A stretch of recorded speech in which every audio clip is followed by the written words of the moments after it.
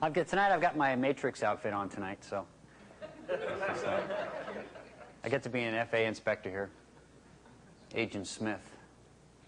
Do you have any Matrix fans out there? Like the movie Matrix? Here we go. Quick impression. Let's see. I don't think I look like Mr. Burns, Homer Simpson's boss. Yes, Simpson, eh? Look at those approach lights, Simpson. See how those decision bars glow? Yes, this energy conservation thing is as dead as the dodo.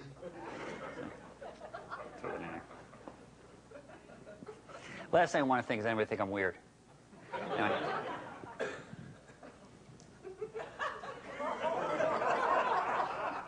Ever just stared at it, marveled at its magnificence, its beauty? Billions of pilots just flying out their flight plans, oblivious. You know, the first Class B airspace was a terminal control area where everyone would be happy. It was a disaster. No one had a Mode C transponder. Entire communications were lost. The perfect Class B airspace was a dream that your primitive cerebrum kept trying to wake up from. So, how's that? Thanks. A little quite frightening, really. Oh, it's a lot of fun. We prepare the student for the examiner. So, because they're always asking, you know, what's he like? What's it going to be like? If it's going to be this, going to be that, all kinds of questions. So we simulate the flight test, the oral first. So he has all his papers laid out, and the room's all locked up. And then I come in as Agent Smith, as the FA examiner. You know, I come in, it's a lot of fun. As you can see, we've been keeping our eye on you for quite some time now.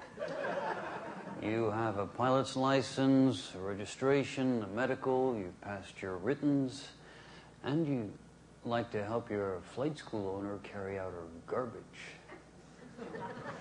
Anyway, that's fun to do. You'll never watch The Matrix again the same way, anyway. Oh, man. So, what else can we talk about? We do all the endorsements, you know. We try to study endorsements all the time, so we start from scratch. You know, what kind of endorsement would you have? There's the very first endorsement that goes in a student pilot's logbook. The very first one from scratch. So the way to remember that, if you remember all the regulation numbers, is that you become the aeronautical savant, which is you become the Rain Man. Yeah, of course, student pilot, pre-solo trained. Yeah, FAR 6187D, 1 through 15. Yeah. 1 to 15. Uh-oh, limitations. Yeah. Of course, the limitation is 6189. 6189. Yeah. Yeah. Yeah, no charitable contributions, never again. No, definitely no charitable contributions. Yeah. Of course, we're sharing expenses for them. Yeah. Yeah. We're counting cards. Yeah. Counting V-Speed cards. Yeah. So, okay. Thanks. Oh, man. Then on instrument training, just one point you remember to do is one of the things that happens as a double I when you're teaching someone instruments is they cross over the final approach fix, and the biggest common error is they don't descend. Just keep on trucking, you know? Right? It's safe. It's okay. You stay up here, right? So what we do is we do a scene from every Arnold Schwarzenegger movie that you've ever seen. There's always one line he always uses, right? He always says, in every movie, it's, get down! Get down, everybody get down! So as soon as we cross the final approach fix, we say, get down, get down!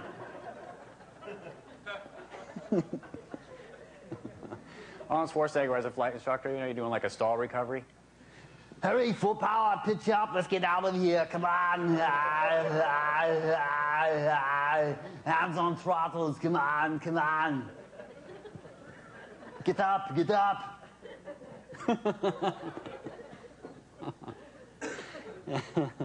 I'm having fun. Well, I still have that muscle in my neck. When I had hair, I can still... I was 17, I started this problem with my hair. And it's cleared up. And so...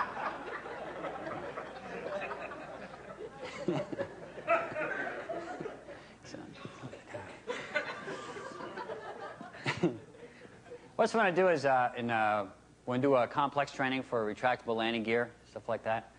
And again, they forget to put the gear down. Of course, sometimes it happens. And here they come, you know. So they notice them, like they look at me like through the peripheral vision. They see like I'm in pain. You know what I mean? Like, and what I'm actually doing is I'm turning into Clint Eastwood.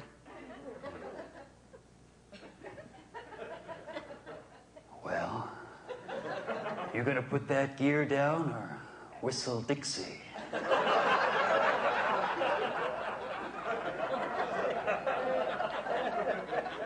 So you're ready for that check ride, huh? Feel lucky today, punk? I reckon so.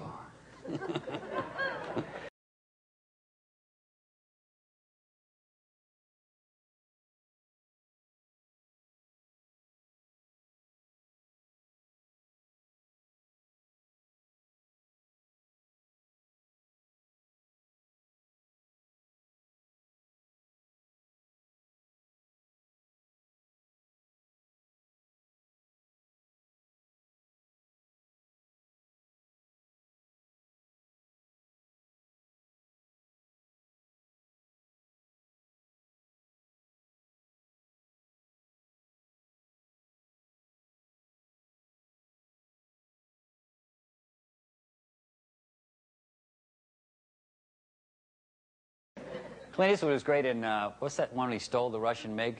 Remember that one? Firefox, yeah, that's right. That's right. Yeah. Every time a student fills out like a cross-country flight plan, because you're not going to get to where you're going, Mr. Gant. How do you like the range on it? Could be improved.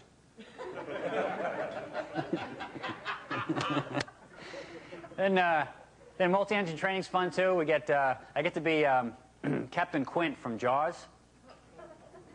He's a lot of fun to do. Multi-engine training, VMC, pitching for blue line, all those procedures. Let's say Captain Quint. Let's see. All right, there, Chief. You got your mixtures, you got your props, you got your throttles. Pitch your blue line. Bring 3 to 5 degrees into the operating engine. Reduce power in the operating engine, pitch your blue line. You gain control of the head, the tail, the whole damn thing. You ever seen the ball and skid and a turn coordinator, Chief? It's got a dead eye like a doll's eye. It doesn't seem to be living. Well, it rolls over into the white. Despite all your hollering and screaming, it still cuts your climb performance to pieces.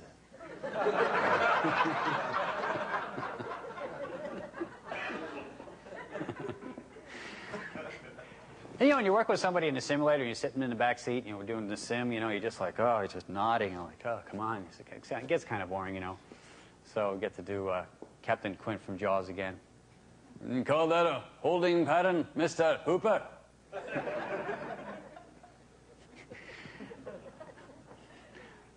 When we slip into Commander Ramius from Hunt for Red October, Sean Connery.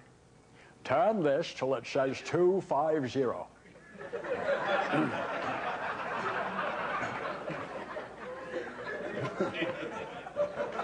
Well, there'll be no going back. What if they did a sequel to The Hunt for Red October and Commander Ramius was an airline captain instead after that, you know? Any TCAS contacts Mr. Kemeroff. No, sir, the scope is clear. Very well. Then I shall explain our approach briefing to the crew. Once again, we play our dangerous game. A game of chess with our old adversity, the air traffic controllers. Your fathers and your older brothers before you played this game and played it well. But today the game is different. We have the advantage. We shall ride through their Class B airspace and land in their largest city.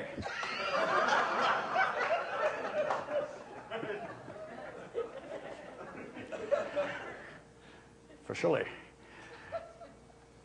I want you to put the squawk code in. And when you squawk, I want you to identify with a ping.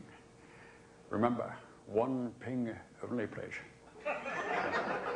Commander Aviation, thank you. Okay. Okay. That was good. Instrument approaches is fun. I tell them to, a lot of times, another common error is they, after they pass the final approach fix, they forget to twist in the missed approach on the nav 2. 'Cause you got to, after it's done, you got to twist in the missed for the missed approach and be ready for that. So I always tell them that remembering to tune in the missed approach and brief the missed approach is that before you get to the final approach fix, pretend, this is like for the guys who probably recognize this, is this really beautiful woman, and you're going to ask her out, and you think she's going to say no. So you always twist in the mist, and you're ready to go to the alternate. Okay? All right. She's going to say no. So you always expect a miss. So you're ready. Okay. Ready. Okay. But you up escape. Full power. Let's get out of here. Come on. Another great flying movie is Jimmy Stewart was in a lot of great flying movies. Strategic Air Command, right? And he was in the Flight of the Phoenix. Who remembers Flight of the Phoenix? All right. I'm home. All right. When the German designer Kurtz and Richard Attenborough, Jimmy Stewart, he asked him, he says, the first time they find out that he's a model airplane designer. And Richard Attenborough says, no, Mr. Towns, you misunderstand, Mr. Dorfman. What Mr. Towns is trying to say, what sort of work have you done on the real thing? The real thing? A model airplane, the principles are the same. In 1851, Stringfellow and Henderson flew a rubber-powered model for over 600 meters. He says, so Jimmy Stewart looks at the magazine. He says, what about the big stuff? Is that some other department or what?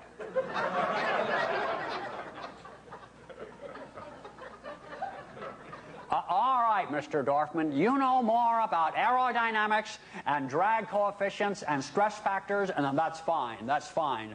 But let me tell you one thing, mister. That engine's rated at 2,000 horsepower, and if I was ever fool enough to let it get started, it would shake your patched-up pile of junk into 1,000 pieces and cut us all up into mincemeat with the propeller.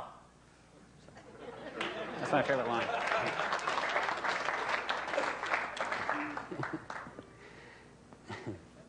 He was great in It's a Wonderful Life, too. That was great, too. It's a Wonderful Flight. Right. Well, you're sort of a fallen angel, aren't you? Don't you have any wings? It's kind of funny being an angel with no wings on. You're going to help me earn my wings, aren't you, George?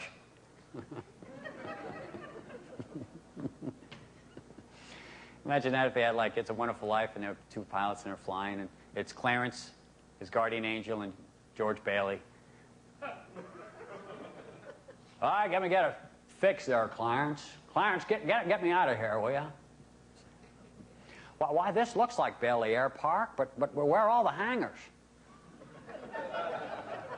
You weren't allowed to build them, George.